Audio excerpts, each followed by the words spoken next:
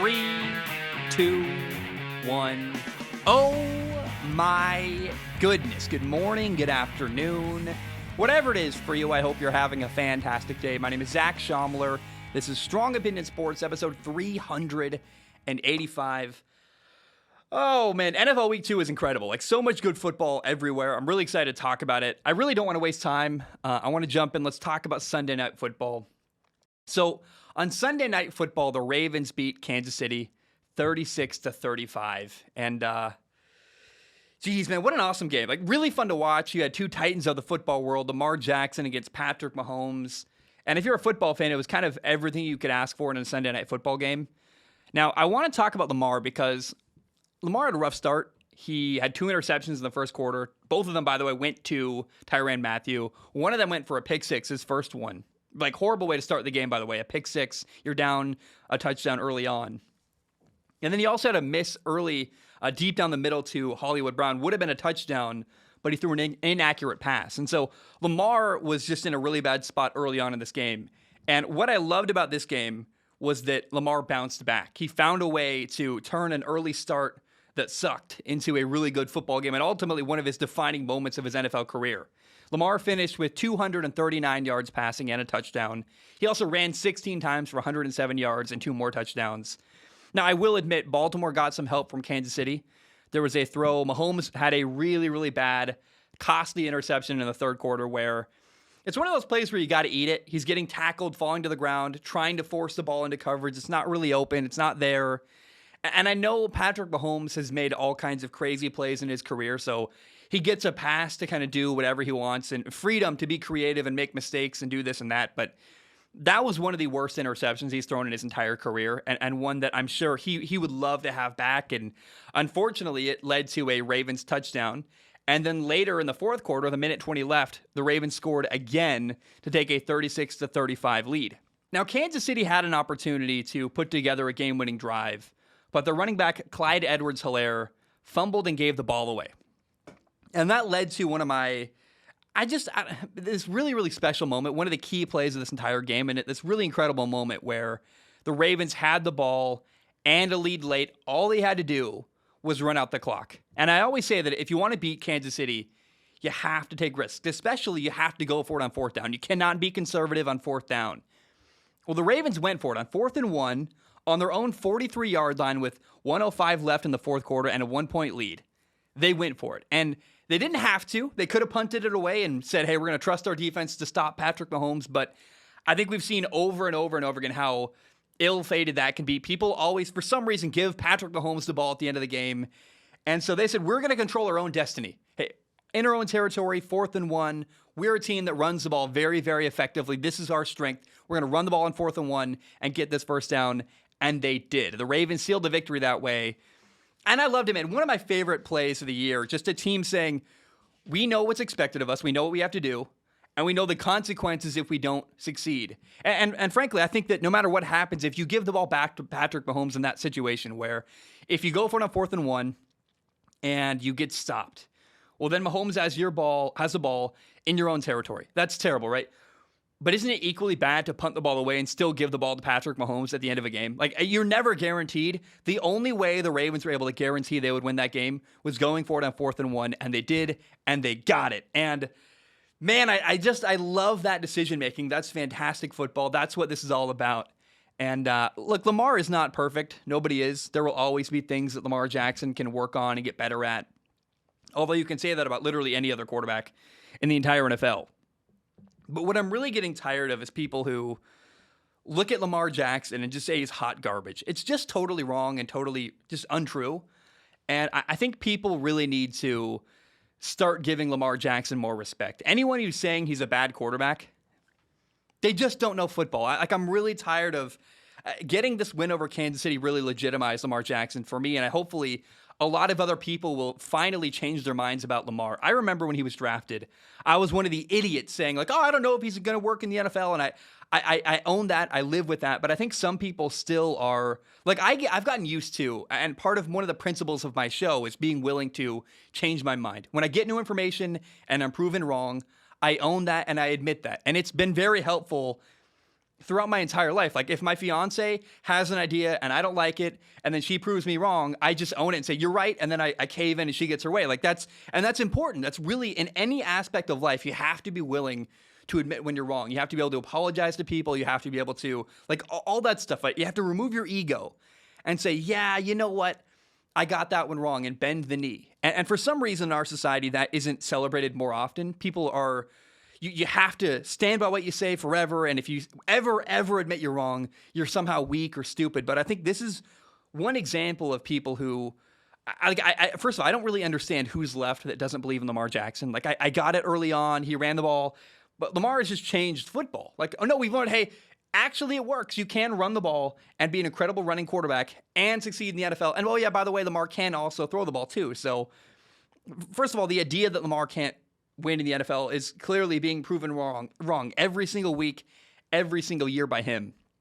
And I just have to wonder if anybody left who's saying Lamar Jackson is bad or isn't going to work, is that people who maybe early on decided Lamar wasn't going to work and are just so set and stuck in their ways they can't admit that they were wrong and they can't change their mind? I just want to say, like, you have freedom to admit you're wrong. It's if anybody out there feels like they didn't believe in Lamar and then they pick that side and they feel stuck in the mud, like, it's okay to own that you got that one wrong. Everybody makes mistakes. Everybody gets stuff wrong. And I really don't understand anybody left who still somehow finds a way to doubt Lamar Jackson or not believe in him or say that he's a bad quarterback, because it's just factually incorrect. And I love seeing the guy win. He's one of my favorite quarterbacks in the NFL. He's so easy to root for, but especially like the fact that he went, last in the first round of the NFL draft. A lot of people didn't believe in him as a quarterback, and if they only knew what he would become.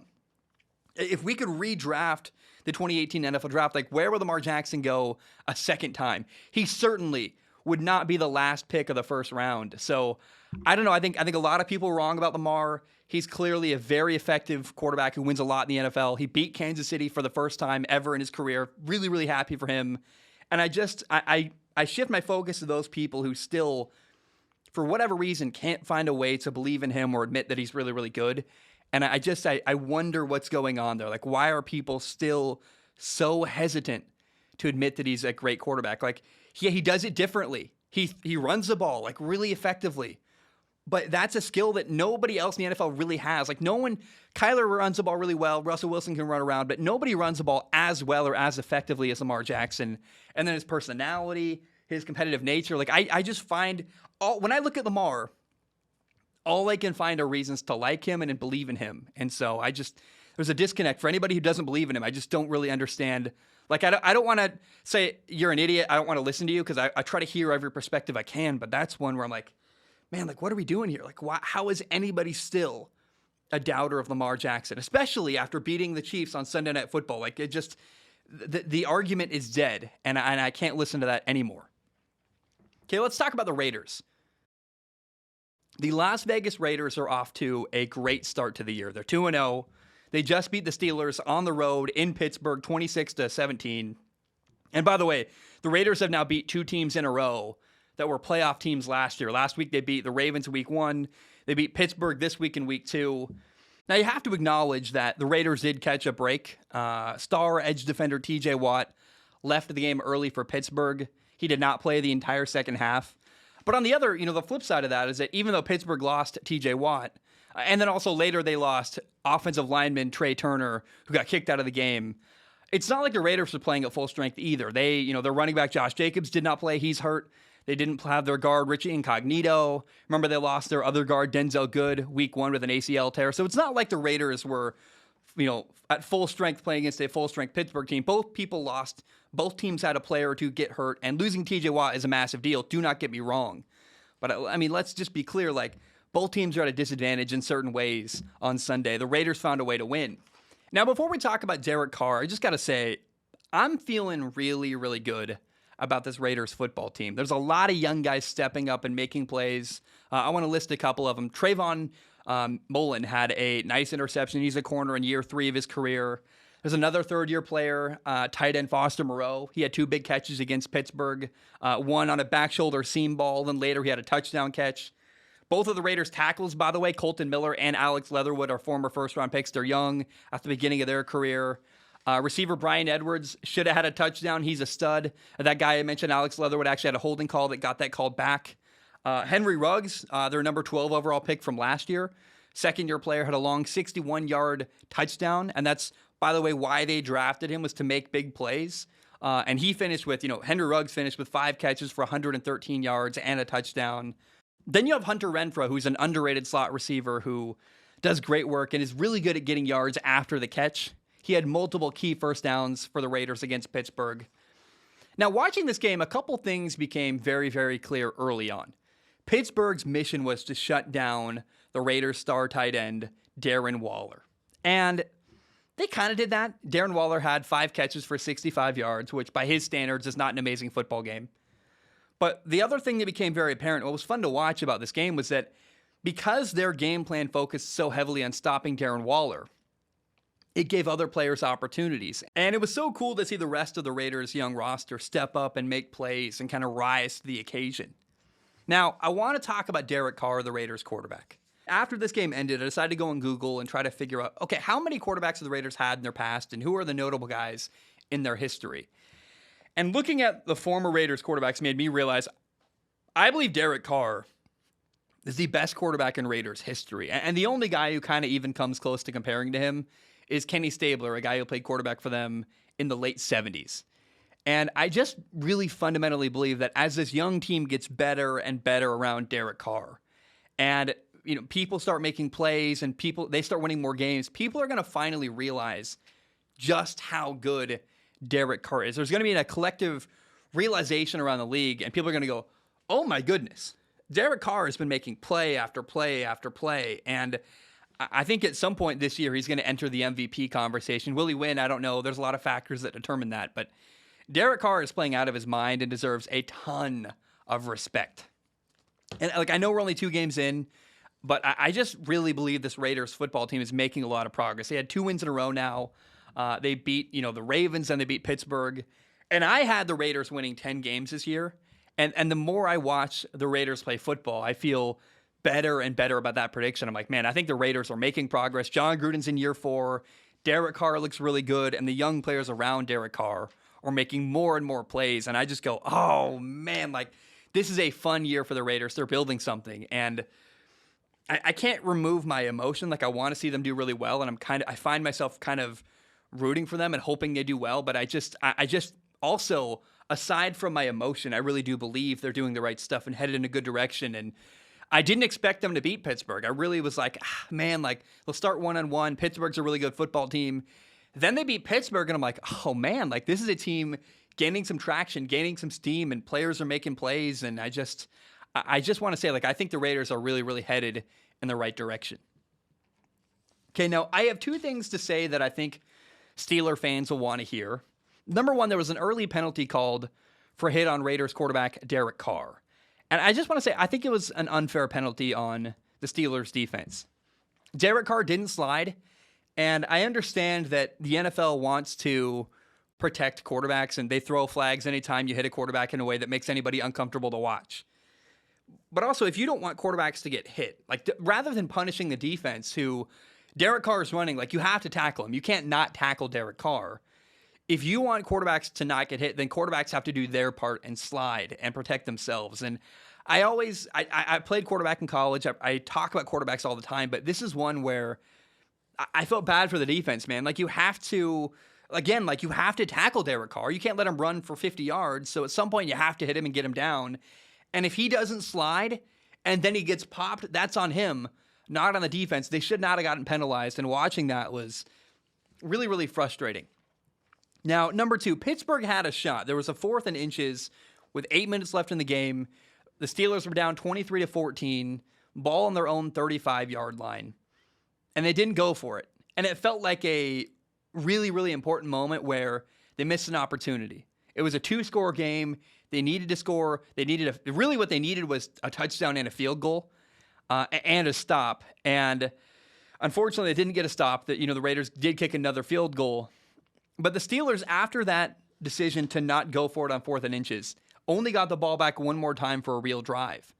And I just thought that late fourth down was a play that kind of is left on the table that they should have gone for, where I look at my life and all the biggest regrets I have are the risks I didn't take. And they're not just risks, they're opportunities that you didn't take. And I feel like the Steelers really, really passed on a big opportunity late in the fourth quarter of this game, not going for it on 4th and inches, where that's one of the plays where you'll look back on and go, oh man, that was an opportunity to extend this game and score again and keep our chances alive. And by punting the ball away, they just kind of sealed their fate, because they never again, like I said, they never really got an actual opportunity to score 2 more times. And those are those plays in the fourth quarter, like, you have to go for it. And maybe Pittsburgh didn't realize they're playing the Raiders, who are much better than they've been in the past, but I just thought it was a weird, I don't know if arrogant is the right word, just like naive or even a bad decision to not go for it on 4th and inches. I know it's on your own 35-yard line. I know you're only down 2 scores, but also 2 scores with 8 minutes left. Like, that's the time where, frankly, like, you have to realize how urgent the situation is. And it felt like Pittsburgh just did not understand the situation they were in that moment. Okay, let's shift gears to Tennessee and Seattle. On Sunday, the Tennessee Titans went on the road at Seattle and beat the Seahawks in overtime. And I got to ask, first of all, I wonder how Seahawks fans will feel about this game, because they had a late lead, 30-16, and blew it. I mean, they just lost this game. And part of the story here is that, crazy enough, one of the reasons why Tennessee was able to tie this game was Seattle missed an extra point, which would have put way more pressure on Tennessee later, where they would have had to go for 2 or try to do something else to make this game a tie ball game. Down 15 is really different from down 14, and I just thought this was a really, really brutal loss for Seattle. Now, Seattle's defense had a rough day. Tennessee had 532 yards of total offense. Derrick Henry, their running back, had 35 carries for 182 yards and 3 touchdowns. And by the way, Derrick Henry is just incredible to watch. He had a run where Tennessee had the ball 1st and goal on the 9-yard line, and he completely reversed field at the line of scrimmage and ran for a touchdown. It was one of the better runs of the year for me, not to mention that he had 2 touchdowns in the fourth quarter. One of them was a 60-yard touchdown run. Like, Derrick Henry is just a beast, really fun to watch. Also, a notable thing for Tennessee is that Titans left tackle Taylor Lewan did not play. And he's a Pro Bowler, like a really outstanding left tackle. And he's recovering from a knee injury, and he played awful last week. He gave up a bunch of sacks to Chandler Jones against the Arizona Cardinals last week in week 1. And I think this week, actually, Tennessee was better without him, because playing hurt is something that isn't actually always the right thing to do. It's seen as this brave thing to fight through the pain and, play injured. But the reality is that if you're so hurt you can't perform well enough to, be playing at a high level, you're actually hurting your football team. And Taylor Lewan last week in week 1, I think, was so injured that he couldn't actually help his team anymore. He was better off on the sideline, which this week we kind of saw that. And it's also crazy. Tennessee's offense put up 33 points, over 500 yards of total offense, and all while doing so, their stud receiver, A.J. Brown, didn't even play very well. A.J. Brown had 3 catches for 43 yards and dropped a couple of passes that you expect a star receiver to haul in. Now, Julio Jones, the other Titans receiver, had a really good game. He had 6 catches for 128 yards, had a touchdown that got called back. They overturned that touchdown. I thought that was kind of a weird call. I didn't agree. I will say it's their job, not mine.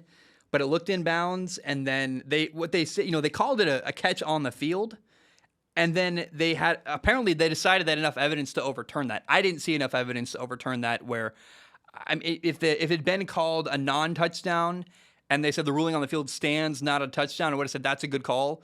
But I didn't see enough information on screen to say this is a touchdown. Actually, no, it's not, because of something we saw. I thought it was a touchdown. I'll argue that forever.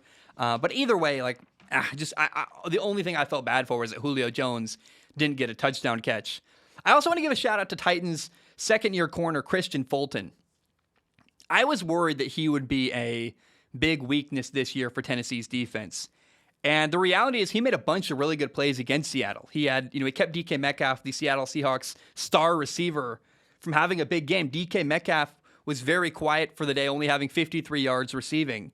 And Christian Fulton had multiple plays downfield where he was knocking the ball away or making an impact. And I was really worried about this guy, and I want to give him a shout out. Like, he played very, very well against Seattle. Now, for Seattle, the biggest story of the year for them is so far, in only 2 games, but so far their new offensive coordinator, Shane Waldron. has been fantastic. I really like his play design. He's done very, very well. Tyler Lockett has been the standout receiver. He's got 278 yards, 3 touchdowns in 2 games. And the way that Shane Waldron's offense is creating big opportunities downfield is like, it's manna from heaven. It's really fun to watch. Now, Seattle's defense was not good at all against Tennessee, though.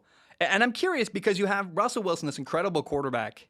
And I wonder, how far can Russell Wilson carry this football team? Where will they be by week 10? They've got I think a bunch of problems on their defense. They've got an offensive line that's fine, but often unimpressive. And I just really wonder when they play, J.J. Watt and Chandler Jones, or the Rams and Aaron Donald, or the 49ers, how are they going to play against better football teams? And I just, so far, I'm like, it's uneven. Russell Wilson can carry them, but the question is how far? And I don't know. I was surprised. I thought going into this game, Seattle was going to win this game. I really expected Seattle to, frankly, to dominate. And so the fact that they not only didn't dominate, but lost a close game in overtime really surprised me. And then also the fact that Seattle had the ball in overtime, had a chance to go win the game, and they couldn't.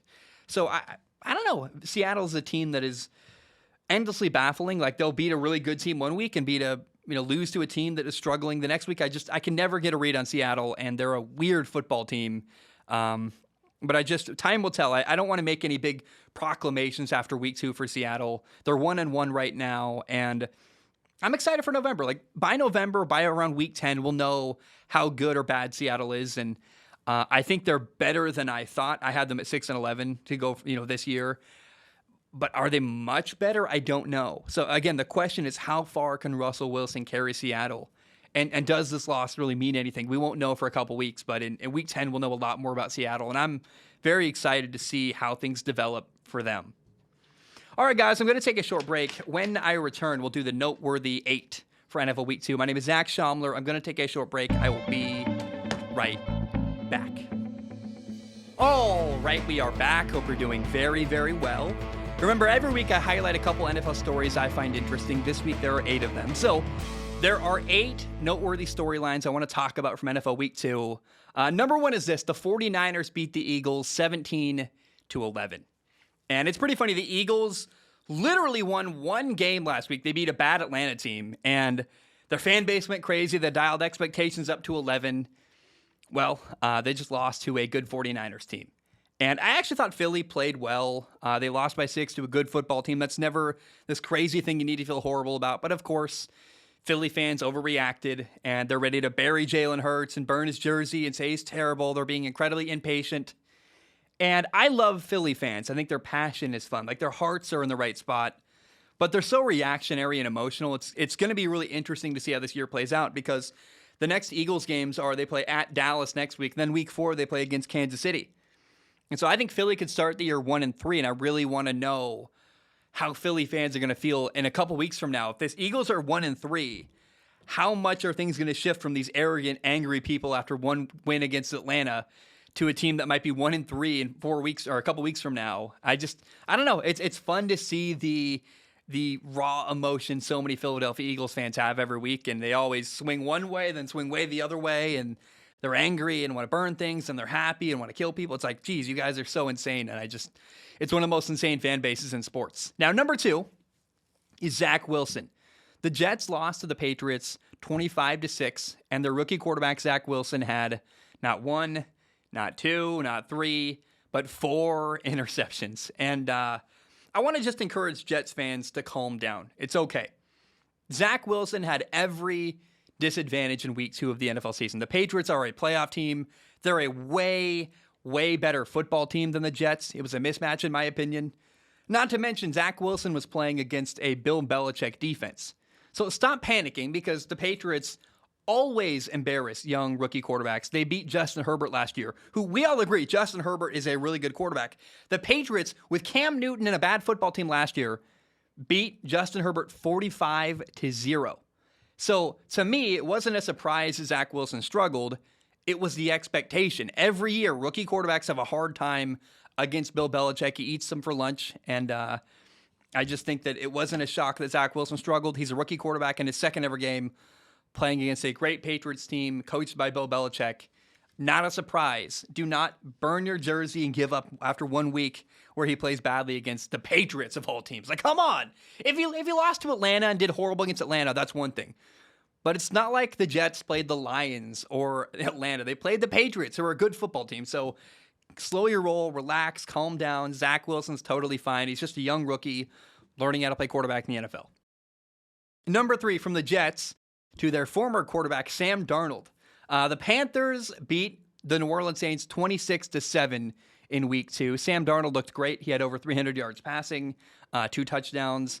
One of the best games that Sam Darnold's ever had in the NFL happened just yesterday in week 2. Now, the Saints quarterback, Jameis Winston, was 11 for 22 passing, 111 yards, 0 touchdowns, 2 interceptions. Like, we kind of saw bad Jameis Winston in week 2 of the NFL season. However, I do want to say this because I don't think it's entirely fair to just judge New Orleans on this week. Because remember, not only are they living in hotels in Dallas because of their city getting destroyed, but also the Saints did not have 8 of their coaches this week because of COVID.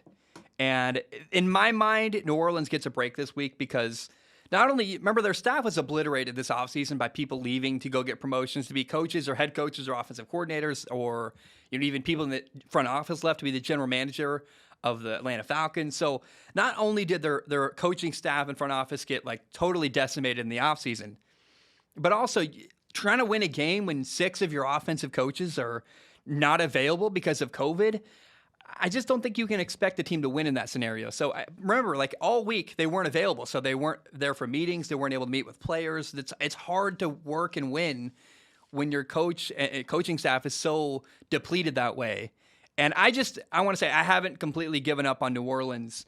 They just, in my opinion, had a crazy week with a lot to overcome. And was it a bad loss? Yeah. Did Jameis Winston play bad? Sure. But context also matters, and the context for what was going on with New Orleans last week was that they were put in a really, really tough situation and unfortunately played very, very badly as a result, in my opinion. Number 4, the Bills beat the Dolphins 35-0. And Miami's quarterback Tua Tagovailoa left the game early with a rib injury. Now, Jacoby Brissett played most of the game at quarterback for Miami. Injury aside, though, it cannot be overstated. Like, when I watched this game, and I watched Tua play last week, and I watched Josh Allen, a bunch. And the gap between what Josh Allen brings to the Buffalo Bills and then what Tua brings to his team in Miami, like the gap is a mile wide. Josh Allen is way, way better. I'd even go 3, like way, way, way better than Tua. And I like Tua. Like, I love him. I have his jersey. I live in Hawaii. I'm a huge fan. But Josh Allen is one of the best young quarterbacks in the NFL, if not the best young quarterback in the NFL. Him, Justin Herbert, like Lamar is past young quarterback status in my mind, but Lamar's in there too. But the young guys in the first couple of years, Kyler Murray, Justin Herbert, Josh Allen, Tua has a lot to prove, especially losing to Josh Allen's team 35-0, and then leaving game early with a rib injury. Like it's not good right now, and I love Tua. I want to see him do well, but if you're a Miami Dolphins fan, you are really, really scared that your young quarterback is not going to pan out and maybe even be a bust. And you're also thinking, if you're a Dolphins fan, you already can't get over the fact that your team passed on Justin Herbert for Tua, which, again, I can't criticize because I would have too. Like, I get it. But right now, if you're a Dolphins fan, you're like, oh, no, we have the wrong quarterback. And not only do we not have the best quarterback we could have had, we also have one that may not work long-term in the NFL. So if you're a Dolphins fan, I don't blame you for panicking and being very, very worried about your young quarterback, Tua Tagovailoa. Number 5, the Cardinals beat the Vikings 34-33. Dang it, man. The Vikings kicker, Greg Joseph, missed the game-winning field goal. It was a 37-yarder at the end of the fourth quarter. And of course, I reacted that way because I praised Greg Joseph so much the other day for hitting the game-tying 53-yard field goal at the end of regulation last week against Cincinnati. Not once, but twice because of a coach calling a field goal to ice him. I was like, hey, Greg Joseph got, balls of steel. He won't be deterred. He's not going to be made nervous by any situation. He's really, really great in any situation, clearly because he hit a 53-yard field goal twice. And I thought Minnesota had found a clutch kicker. And I guess not, because the dude made me look silly.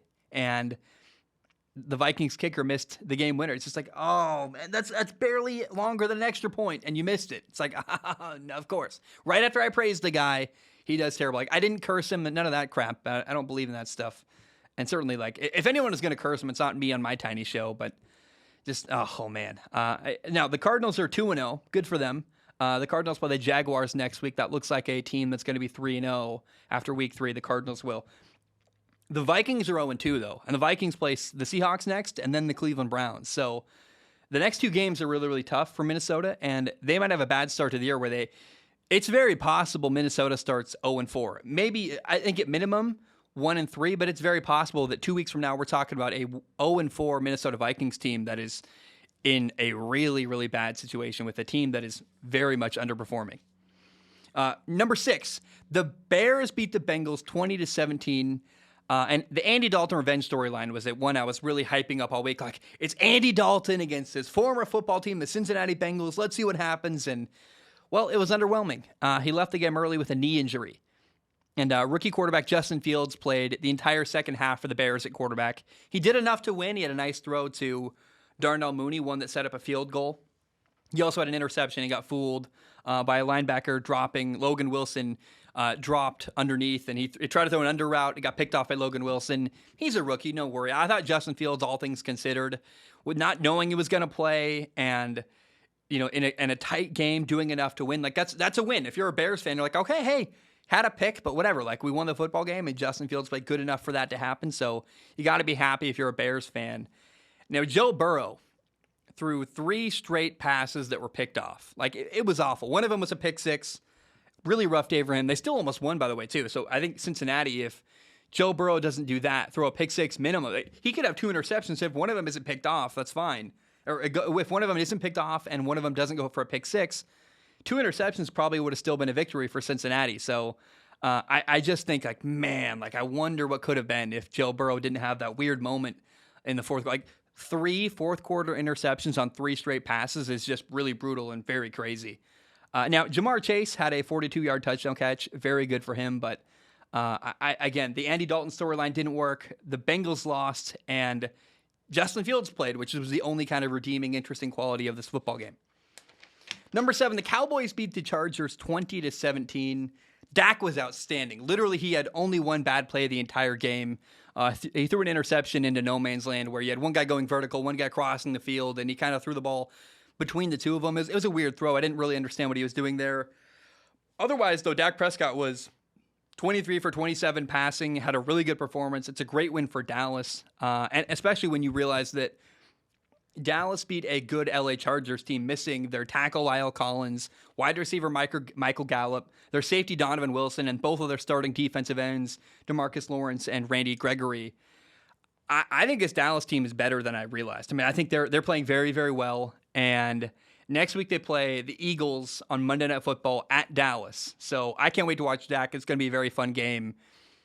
Credit to Dallas. They're playing very, very good football early on this year. And I thought, they barely lost to Tampa Bay, but this is a team that's only a couple plays from being 2-0 right now. So Dallas is playing very, very good to start the year. Now, number 8, the Rams beat the Colts 27-24. And it sucked, man. This game was so fun for so long. Matthew Stafford, Carson Wentz, 2 quarterbacks on new teams, trading blows, and then in the key moment of the game, Carson Wentz got hurt in the fourth quarter. The Colts had a chance to score late in the game, and their quarterback was unavailable with an injury. And now backup quarterback Jacob Eason came in. He threw an interception that really sealed the game in favor of the Rams. And I can only wonder here, what would have happened if Carson Wentz played at the end of this game? Like, with a real opportunity to tie the game, could the Colts have tied the game? And what would have happened here? I think the whole Colts could have even won the game if this hadn't ended that way. So the Rams-Colts battle was really, really fun, and then got spoiled at the end with Carson Wentz getting injured. And I just hope Carson can play next week. This is a Colts team that's 0-2 now, and had 2 really tough losses. I'm like, oh man, like, what if they can't afford to start 0-3? And what if Carson is hurt? It's just, the year feels like it's already spiraling out of control for the Colts, and I'm worried about them because they're a good football team with a lot of talent that right now should be winning more games than they are. I mean, I'm really, really worried for the Colts. Guys, that's all I have. Thank you so very much. I really appreciate it. Hope you have a great day, and I will see you tomorrow after Monday Night Football. I'll be recording very, very quickly. I feel like I'm talking too fast. I don't know. I'm tired. I'm hungry. I wore this shirt, which I'm never going to wear again. The material is really uncomfortable. I hope people enjoyed the Hawaiian shirt. Enjoy it. I'm never wearing it again on the show. Anyways, I love you. I appreciate you. But bam, we are done.